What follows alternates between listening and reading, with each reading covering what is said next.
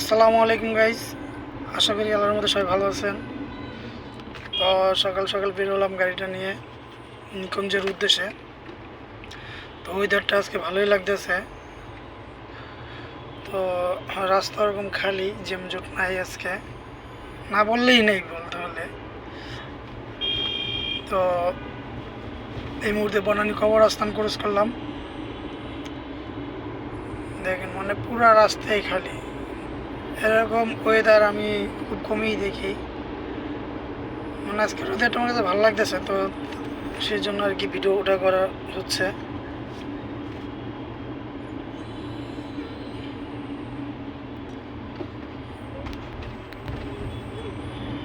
দেখেন পুরো রাস্তাটা খালি আর কি।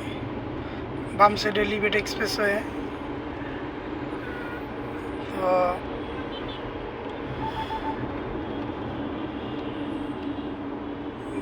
কি বলবো, সকালবেলা বলার মতন কিছু নাই।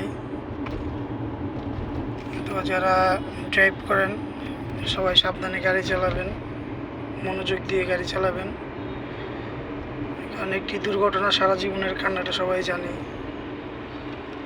তো ঢাকা শহরে ওরকম হয় না, বেশিরভাগই দেখা যায় যে আপনার ঢাকার বাইরে মানে এমন এমন দুর্ঘটনা ঘটে যা কল্পনারও বাইরে। ঢাকা শহরে যেগুলো হয় বর্তমানে, সেটা হলো যে আপনার ছোটোখাটো আর কি গাড়িতে ঘষা লাগে বা মোটর সাইকেল পড়ে যায়। মোটর সাইকেলটা একটু রিক্স ঢাকার ভিতরে। আর দ্বিতীয়ত হলো আপনার ঢাকার ভিতরে মানে গাড়ি অ্যাক্সিডেন্ট কমই, মানে অ্যাক্সিডেন্টটা বেশি হয় কিন্তু ওরকম হয় না। দেখা যায় যেমন এক গাড়ির সাথে আরেক গাড়ি লেগে বসকা যায়, এতটুকুই।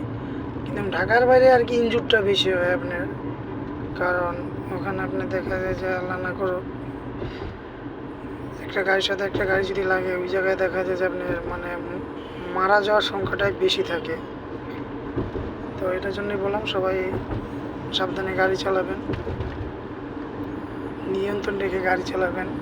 আমার কথা হলো এটা যে আমি যেটুকু স্পিডে উঠাইতে পারলে আমার গাড়িটা নিয়ন্ত্রণে রাখতে পারবো। যেমন মনে করেন যে আমি এখন মনে করেন মানে সাপোজ ধরেন আমি চালাইতে পারি 100 স্পিডে গাড়ি চালাইলে আমি গাড়িটা নিয়ন্ত্রণ রাখতে পারবো। তো সেই জায়গায় যদি দেখা যায় যে আমি 130 বা 140 স্পিডে উঠাই, ওটা তো আমি নিয়ন্ত্রণ করতে পারবো না, কারণ ওটা তো আমার নিয়ন্ত্রণের বাইরে চলে গেছে। যেমন আপনার আমি দেখা যায় যে ভাত খাইয়ে বলতে পারি আপনার ধরেন 150 গ্রাম চালের, তো সেই জায়গায় যদি আমি হাফ কেজি চালের ভাত খেয়ে ফেলাই, সেটা কি আমি পারবো বলেন? তো এটাই বুঝাইলাম যে আমি যদি আপনার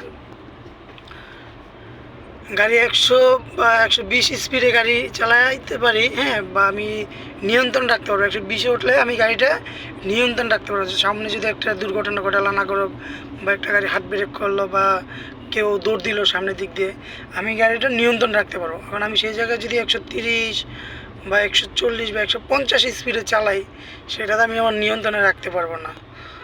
তো যারা যারা গাড়ি চালাই অবশ্যই চেষ্টা করবেন যে এতটুকু স্পিড আপনি নিয়ন্ত্রণ রাখতে পারবেন সেই স্পিডে গাড়ি চালাইতে, এর বেশি উঠাবেন না। হ্যাঁ, তো ভিডিওটা এই পর্যন্তই রাখলাম।